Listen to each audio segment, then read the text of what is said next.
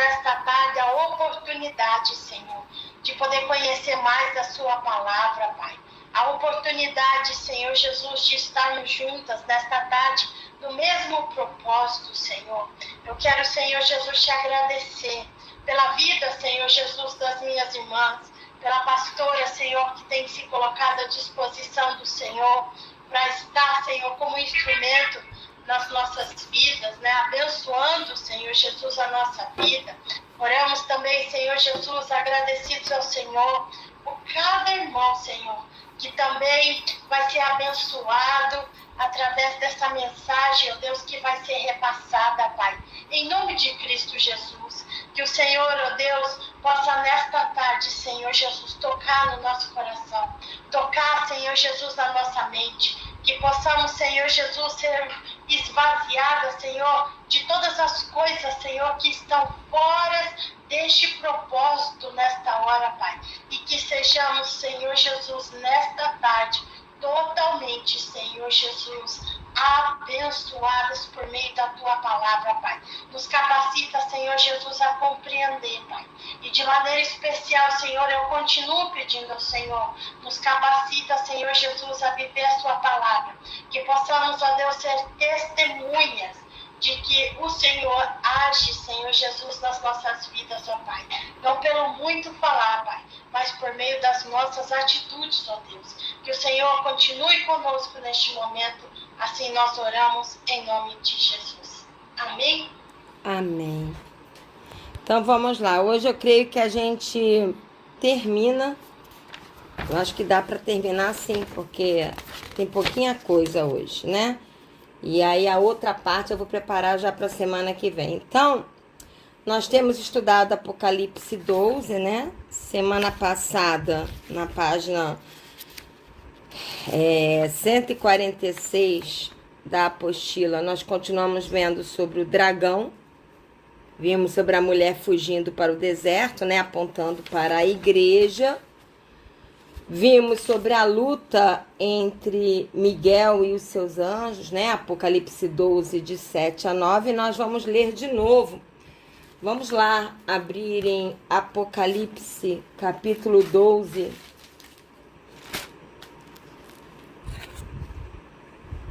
Apocalipse, capítulo 12. Vamos ler de novo o versículo 7 ao 9. Você pode ler, Fabiana, bem alto pra gente?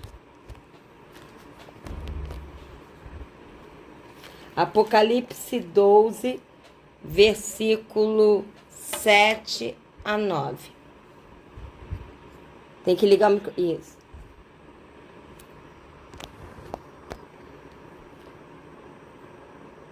Houve então uma guerra nos céus. Miguel e seus anjos lutaram contra o dragão, e o dragão e os seus anjos revidaram. Mas estes não foram suficientemente fortes, e assim perderam seu lugar nos céus. O grande dragão foi lançado fora. Ele é a antiga serpente chamado Diabo ou Satanás, que engana o mundo todo. Ele e os seus anjos foram lançados à terra. Então, nós vimos semana passada que isso se refere ao que aconteceu e ao que vai acontecer profeticamente, né? Nós já vimos que Satanás, que é o dragão, a antiga serpente. Por que a antiga serpente? Porque ele se manifestou em forma de serpente em Gênesis, por isso que é a antiga serpente. Depois ele veio o tempo todo se manifestando de várias formas, né? Chamado de Satanás, diabo, o enganador, né? E se manifesta em Apocalipse em forma de dragão. E ele era um querubim responsável pelo louvor diante do trono de Deus, né? Rapidamente, falando sobre isso. E ele existia, a terra foi criada, o homem ainda não havia sido criado, nem a mulher, a terra foi criada, e nós vimos, né, em Ezequiel, em outros textos, mostrando que ele era o sinete da perfeição e que ele passeava entre os céus e a terra. Então é a primeira vez que Deus criou os céus e a terra, tanto que em Gênesis 1, Deus criou os céus e terra, e no versículo 2, a terra era sem forma e vazia. E nós que conhecemos um pouquinho de Deus através de Cristo, sabemos que Deus não cria nada sem forma e vazio. Então é óbvio que Deus criou céus e terra e não tinha criado ainda o homem. Até nesse período que conjecturam que haviam os dinossauros, né, que foram destruídos. E aí Satanás, né, que era um querubim, e a Bíblia não relata, falam que eles dão o nome dele de Lúcifer. Isso é um estudo paralelo, porque em nenhum momento na Bíblia fala que o nome dele era Lúcifer. Só fala que ele era um querubim responsável pelo louvor e adoração diante do trono de Deus, era o sinete da perfeição, de alta hierarquia, que passeava entre os céus e a terra, que ele era formoso, era a estrela da manhã. E ele resolve pecar juntamente com ele um terço dos anjos, então eles são lançados, expulsos do céu, e são lançados para a terra, quando a terra fica sem forma e vazia por causa do pecado, por causa da presença deles. Aí, pacientemente, Deus nos dá uma lição de perseverança. Deus cria de novo céus e terra, mas com uma diferença. Passeando pela terra estava Satanás e os demônios. E aí ele se incorpora em forma de serpente, engana a mulher e o homem, eles pecam, e a terra não fica sem forma e vazia, mas fica debaixo de maldição, de pecado. E até hoje a natureza geme por causa do pecado. Por isso que a terra vai ser destruída, porque Deus não pode habitar com uma igreja gloriosa, sem mancha, sem mácula, sem ruga, né, com o corpo glorificado, numa terra que tem pecado. Então Deus vai destruir a terra e pela terceira vez ele vai criar novos céus e nova terra. Então esse texto aqui aponta para esse episódio que já aconteceu.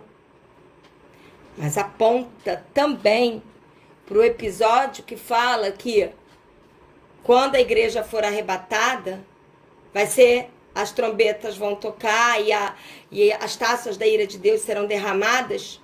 E nós sabemos que espíritos malignos que estão presos serão soltos. E a coisa vai pegar aqui na terra, né? E é óbvio que... E aí fala que o inimigo, que é Satanás, vai atuar com tudo, com total liberdade, porque sabe que lhe resta pouco tempo.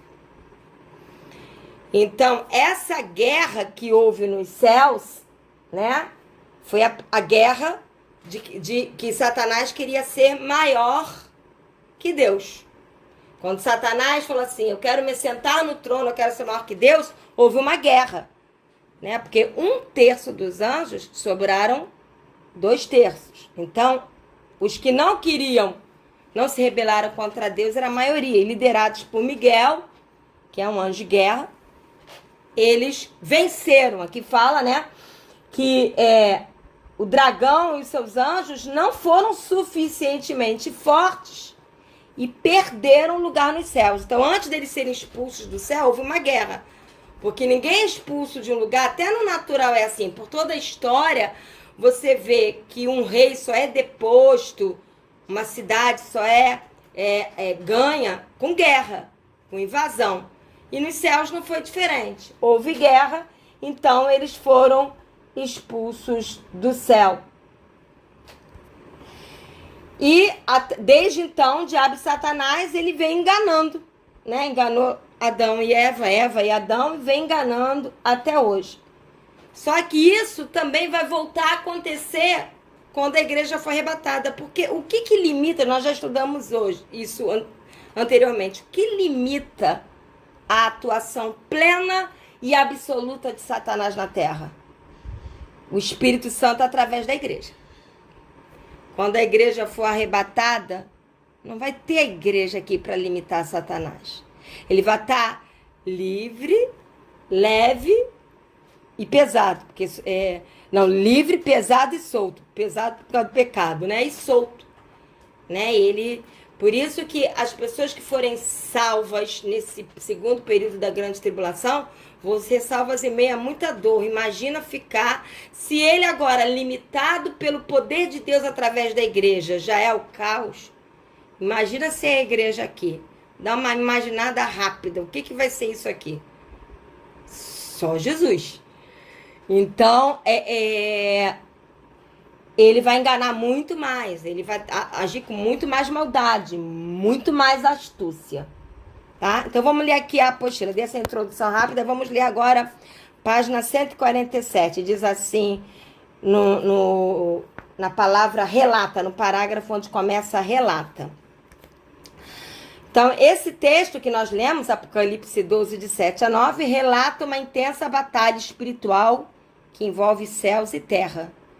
Visto em, coloca o aí que eu comi, visto em outros trechos bíblicos. Aí eu vou pedir a Aline que leia Daniel, capítulo 10, versículo 13, 20 e 21. Daniel, ele é coladinho com o Apocalipse, né? Ezequiel também, mas Daniel nem se fala. Daniel, capítulo 10, versículo 13, 20 e 21. Diz assim: mas o príncipe do reino da Pérsia me resistiu por 21 dias. Porém, Miguel, um dos seus primeiros príncipes, veio para ajudar-me, e eu obtive vitória sobre os reis da Pérsia. Versículo 20. Diz assim: e ele disse: sabes por que eu vim a ti? Eu tornarei a pelejar contra o príncipe dos persas. E saindo eu, eis que virá o príncipe da Grécia. Mas eu te declarei o que está expresso na escritura da verdade. E ninguém há que esteja ao meu lado contra aqueles, a não ser Miguel, o vosso príncipe. Quer dizer, essa luta entre o reino das trevas e o reino de Deus, que é o exército de Deus nos céus, é descrito aqui em Daniel. Esse príncipe da Pérsia está se referindo a Satanás, né? E aí Miguel e outros anjos, juntamente com ele, né? Porque veja bem, numa guerra, lanceiros luta contra lanceiros. Vamos trazer para os dias de hoje. Quem está no tanque luta quem está no tanque. Quem está com metralhadora luta com quem está com metralhadora. É arma contra arma. Na guerra espiritual é hierarquia. Não adianta você mandar um anjo, não desfazendo os anjos, mas não adianta mandar um anjo que guarda a minha vida, se bem que o anjo que guarda a minha vida me odeia, mas... Brincadeirinha. O meu filho que brincou hoje, mãe, ele deve estar muito danado com você. Mas os anjos que nos guardam, não que nós não sejamos importantes, mas o nível de hierarquia deles não é o mesmo nível de príncipes do exército de Deus que luta contra príncipes de nações. Por isso que aqui fala Pérsia, Grécia, porque são principados atuando em nações. E para lutar contra esses principados, tem que ser príncipes do reino de Deus também. Né? Você não vai mandar um anjo mensageiro, como Gabriel, né? Lutar. Tem que ser um anjo de guerra. Então, aqui a gente vê a hierarquia. E aqui fala no final, né? Que e nessa luta ninguém me ajuda contra ele, senão Miguel, o príncipe de vocês. Por quê? Havia um lutando e Miguel veio ajudar. Né? Mostrando, é muito interessante quando a gente lê isso, porque às vezes a gente romantiza. Não, o exército de Deus é poderoso? Mas a gente não pode menosprezar o exército das trevas. Você vê que Miguel sozinho não estava dando conta, teve que vir outro. Não, o que estava lutando não deu conta, Miguel teve que vir ajudar. Por quê? Porque o reino das trevas, ele já é derrotado. Mas ele não é fraco, não. Príncipes que atuam em nações já são derrotados. O destino deles já está traçado. Mas não menospreze. Por isso que eu digo que entrar em guerra espiritual cheio de buraco vai se dar mal. Vai entrar em guerra espiritual? Consagra a tua vida. Pede perdão a quem precisa pedir perdão. Se na Bíblia fala que para adorar a Deus você tem que voltar e pedir perdão ao teu irmão para depois entregar a tua oferta, quanto mais numa guerra espiritual. Entra numa guerra espiritual cheia de amargura, cheio de ranço, não orando, não lendo a Bíblia, não tendo um relacionamento com Deus para ver o que vai te acontecer. Entra não. Fica na tua. Não se mete com o principado se você não está com a sua vida espiritual em dia, não. Porque você vai apanhar de principado. E apanhar de principado ninguém merece. Então, quando a gente vai orar, vou orar pelo Brasil. Senhor, eu quero orar contra os principados do Brasil. Antes de falar essa frase, fala: eu tô com raiva de alguém? Eu tô amargurado com alguém? Eu tô lendo a Bíblia? Eu tô orando? Não? Então calma aí, deixa eu acertar minha vida e aí eu entro em guerra. Porque a guerra espiritual, ela é mais feroz e mais real que a guerra natural.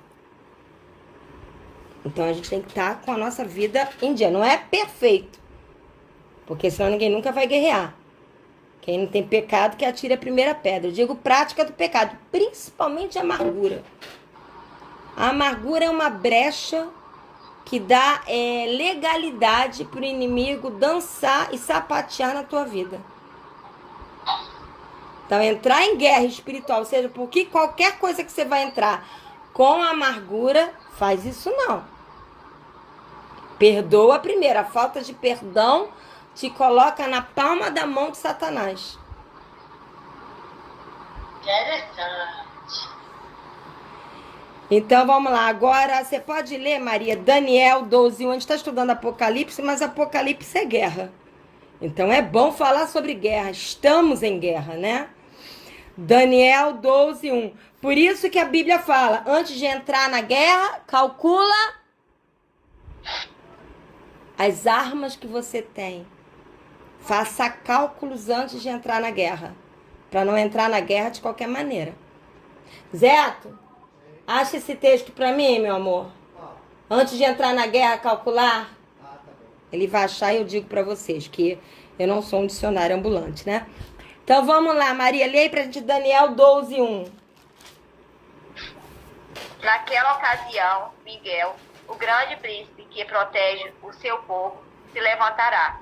Haverá um tempo de angústia como nunca houve desde o princípio das nações até então. Mas naquela ocasião, o seu povo, todo aquele cujo nome está escrito no livro, será liberto. Olha só, os textos que nós lemos em Daniel 10 foi sobre algo que aconteceu. Daniel 12:1 fica claro que é algo que vai acontecer. Olha aqui. Naquela ocasião, Miguel, o grande príncipe que protege o seu povo, se levantará. E haverá um tempo de angústia como nunca houve. Que tempo de angústia é esse? É a segunda metade da grande tribulação.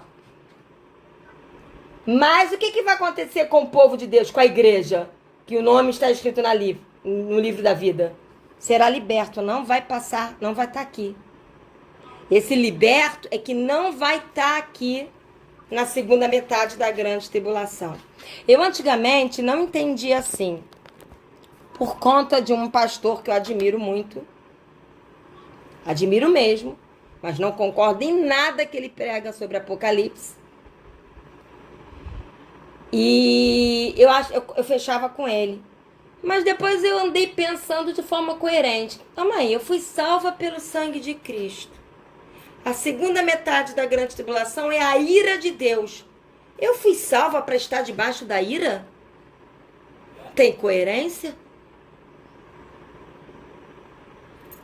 A ira fala do juízo de Deus. Eu vou estar debaixo de juízo depois de salva e lavada pelo sangue de Jesus? Como assim?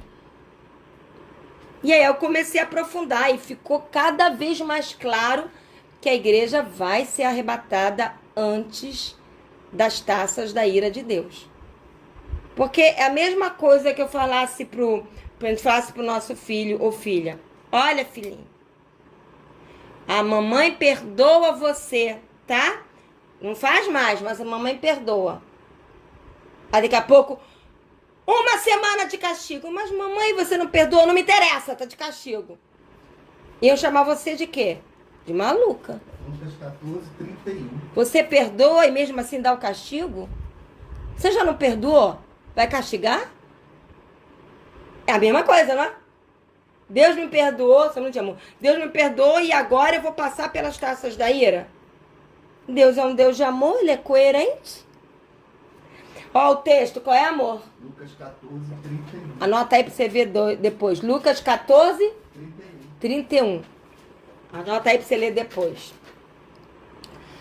Então, esse Daniel 12:1, que a Maria leu, fala que o povo judeu em luta no período da segunda metade da grande tribulação. Porque Miguel, ele é um anjo de guerra, mas ele é um anjo sobre o povo judeu. Veja só, Deus continua amando o povo judeu. E ficou muito claro isso. Porque Deus podia fazer assim. Primeira metade da grande tribulação, igreja arrebatada destrói a terra. Não quero saber de mais ninguém. Mas é a segunda metade da grande tribulação. Não é porque Deus tem prazer em castigar o homem. É a repescagem. É para dar chance dos judeus se converterem. Então, o povo judeu, em Daniel 12:1 que a gente lê, é Miguel guerreando para que o povo judeu se converta. Porque Satanás vai estar atuando, nós vimos que ele vai estar atuando com muito mais liberdade. E aí fala aqui, ó, ele é que protege o seu povo. Aqui no Antigo Testamento, o povo, nessa segunda metade da grande tribulação, o povo que vai estar ainda aqui vão ser os judeus que não se converteram. A igreja já foi arrebatada. Então, que povo é esse? São os judeus. É a chance no meio de muita dor. Tomara que muitos judeus se convertam antes. A gente não deseja isso para ninguém, nem Deus. Mas é escolha. E aí o Miguel vai estar lutando para que eles se convertam, né? E mas na maldade é uma coisa, prepotência é outra. Nós podemos repreender espíritos malignos de menor hierarquia pelo sangue de Jesus.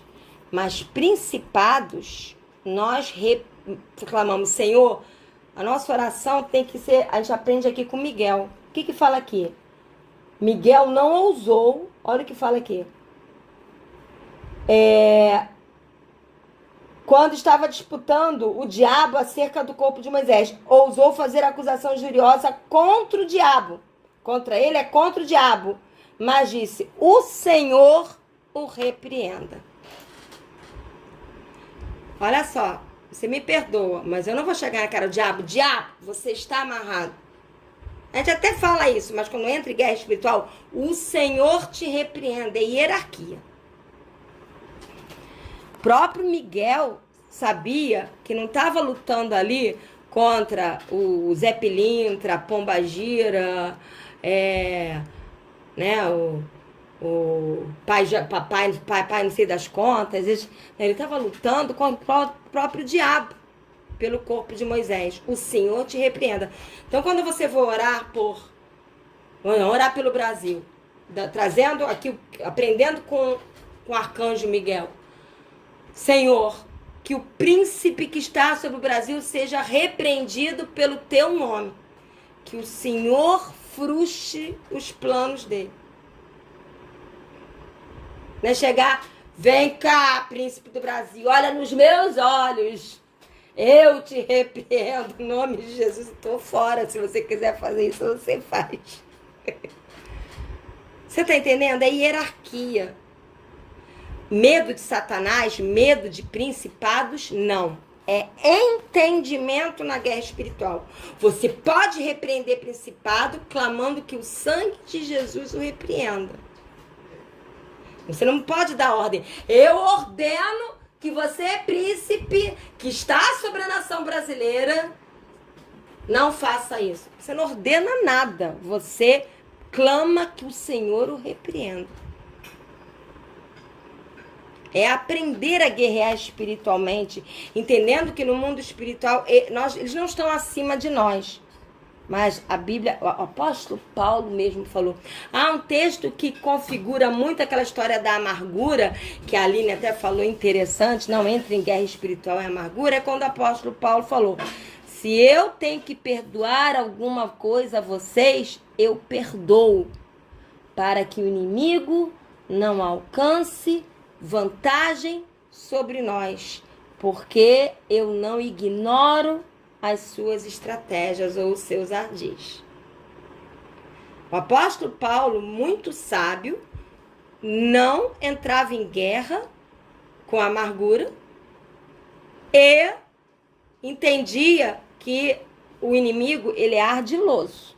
Ele é um psicólogo milenar, não brinca de guerra. Não podemos brincar de guerra, né? Quando Neemias foi restaurar, e agora eu estou estudando Neemias também, eles começaram a restaurar o muro. Sambalá e Tobias, que representa, né, as trevas, quiseram bater papo com eles. E eles entendiam 2 motivos: não bata papo com o inimigo. Segundo, não entre em guerra com o inimigo se ainda tem buraco no muro. Restaura primeiro o muro. Ele primeiro restaurou o muro. Não adianta nem edificar as portas, edificar a cidade, se não tiver muro. Sem muro, o inimigo vai destruir a cidade de novo. Tem gente que quer... Agora eu vou falar com todo carinho e amor, né? Não tô falando nada da Aline não, tá, Aline? Tem gente que quer ter muito conhecimento, fazer muito seminário, estudar isso, estudar aquilo, e o muro tá caído. Restaura o muro. Perdoa. Lança fora toda a amargura. Começa a se relacionar em oração com Deus. Busque cura emocional. Deixa Deus tratar coisas feridas que estão abertas há tanto tempo. Restaura o muro. Restaura o muro de proteção, né? Então, aprenda com Miguel a guerrear espiritualmente. Agora, lê pra gente, Fabiana, Daniel 10, 13. Nós já lemos? Já lemos. Não precisa ler de novo, não. 10, 13, 21 nós já lemos.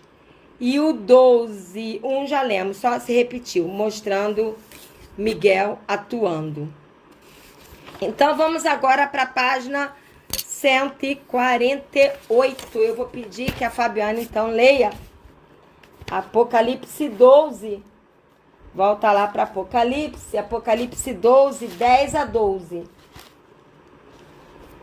E agora a gente vai terminar essa primeira parte de Apocalipse 12. Semana que vem nós vamos dar do versículo 13 ao 18. E aí, depois vamos entrar no 13, 14, tá caminhando.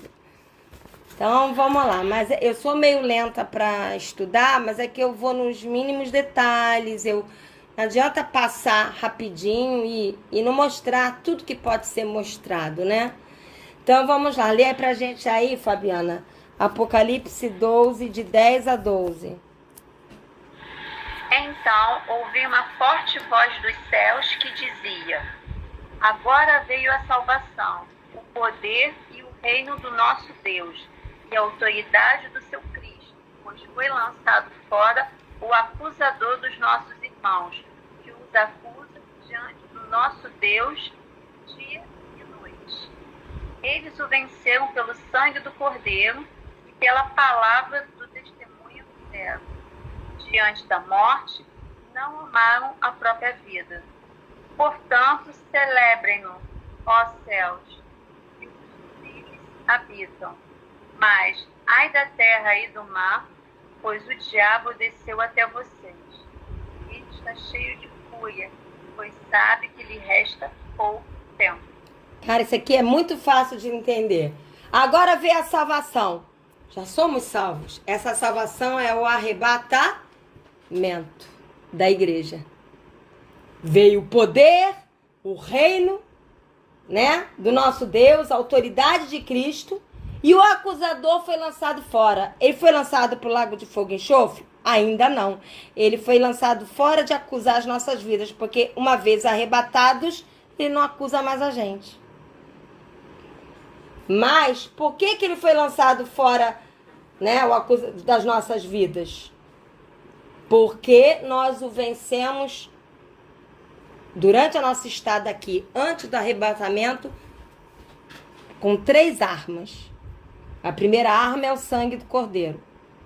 Não é porque você tem seminário de teologia, não é porque você tem anos de cristão, não é porque você vai a todos os cultos, não é porque você tem um cargo religioso, não é nada disso. É pelo sangue do Cordeiro. Sem o sangue, o resto não vale de nada. Primeiro. Segundo, pela palavra do testemunho que deram. Isto é, você tem que ter um bom procedimento, um bom testemunho de cristão, para que o inimigo não entre e te faça festa na sua vida. Por isso que muitos perdem a salvação. São lavados pelo sangue, mas não permanecem, não dão um bom testemunho. Tem que dar um bom testemunho todos os dias. O que é bom testemunho? Você é um leitor assíduo da palavra de Deus, você é um homem e mulher de oração, você ama o próximo, ama a Deus acima de tudo e de todos e ama o próximo como a si mesmo. Você reconhece seus erros, pede perdão em humildade, perdoa aquele que te fez mal. Você pratica o bem, você ama os irmãos e suporta muitas vezes em amor. Você coopera uns com os outros e por aí vai. Bom testemunho é viver a palavra. Por isso que é pela palavra do testemunho. Só existe bom testemunho vivendo a palavra. Por isso que prosperidade financeira, glória humana, aquisições materiais nunca foi bom testemunho. Bom testemunho é caráter, é procedimento. Então esses testemunhos televisivos de prosperidade, olha, eu era isso, fiquei aquilo, não amedronta Satanás. O que amedronta Satanás é caráter. E, diante da morte, não amar a própria vida. Se eu tiver que morrer por amor a Cristo, que morra. Prefiro morrer do que negar a fé. Isto é, trazendo de forma literal, se apontar uma arma na minha testa e falar, nega Jesus ou morre, dá para você mirar bem aqui?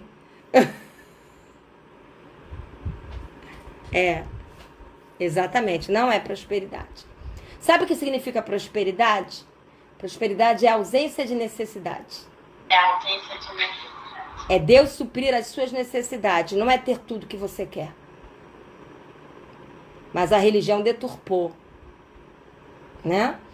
Então, eles o venceram pelo sangue, pelo bom testemunho, procedendo segundo a palavra de Deus, e porque entenderam que já não sou eu, mas quem vive. Mas Cristo vive em mim. Se eu tiver que morrer por amor a Cristo, morrerei. Essas 3 coisas são infalíveis contra o acusador. Ele não alcança vantagem na sua vida. E aí, por que no versículo 12 os céus estão celebrando? Está tendo festa no céu. Chegou o povo querido. A gente chegou no céu.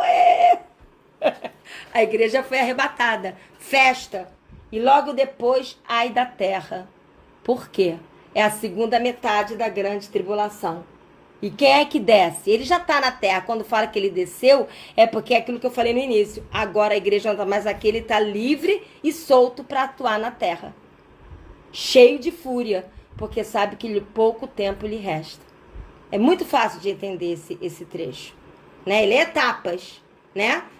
A igreja é arrebatada, não está mais debaixo de acusação, de ataque do inimigo. E agora vem a segunda metade da grande tribulação, o inimigo atacando com tudo aqui a terra, o ser humano. Né? Os que ficarem aqui. Isso precisava ser mais pregado. As pessoas estão embriagadas, sonolentas, não estão entendendo a seriedade disso. Né? E quem tá pregando tá apanhando. Batendo cabelo. Então vamos lá. É assim mesmo. Então vamos ler a apostila. O dragão atuou em forma de serpente, achando ter frustrado o sonho de Deus. Mas Jesus veio, venceu na cruz e frustrou os planos malignos. Então, o dragão decide perseguir a igreja, a noiva de Cristo. Mas a genuína igreja de Cristo permanece firme até o fim e é arrebatada. Por isso, ela venceu o dragão acusador, firme no sangue de Cristo derramado na cruz, né, na salvação, debaixo da autoridade de Cristo, firme na palavra de Deus e ensinamentos de Jesus Cristo, pelo testemunho de firmeza e santificação, ainda que ameaçada de morte, e até os que morreram por amor a Cristo são vitoriosos. Por isso, os céus celebram a chegada da igreja, arrebatada e vencedora. Após o arrebatamento da igreja de Cristo, o dragão, que ainda está pela terra, fica furioso e vem com toda a fúria contra os que ficaram. É o período da segunda metade da grande tribulação, quando o dragão atua, põe o aí, de vez em quando comendo uma letrinha, atua com mais liberdade e crueldade, sabendo que lhe resta pouco tempo até a volta de Cristo, né? Quando ele volta com a igreja. Pois o diabo, o dragão, será lançado. Ele sabe que ele vai ser lançado no lago de fogo e enxofre. Vamos ler lá? Apocalipse 20, 10, que mostra ele sendo lançado. Eu gosto tanto de ler esse texto, acho que vou até botar na minha geladeira. Apocalipse 20, 10. Lê aí, Maria, em alto som pra gente.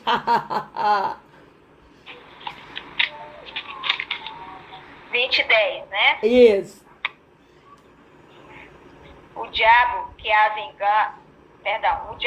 enganava foi lançado no lago de fogo, que arde com enxofre, onde já haviam sido lançados a besta e o falso profeta. Eles serão atormentados dia e noite para todo sempre.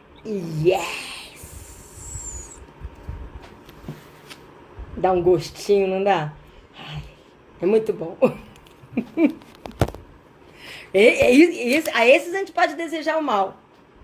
A esses você pode. Quer desejar mal a alguém? Deseje a besta, que é o anticristo, ao falso profeta e a Satanás. Aí você pode veicular todo o desejo do mal, que eles se deem muito mal.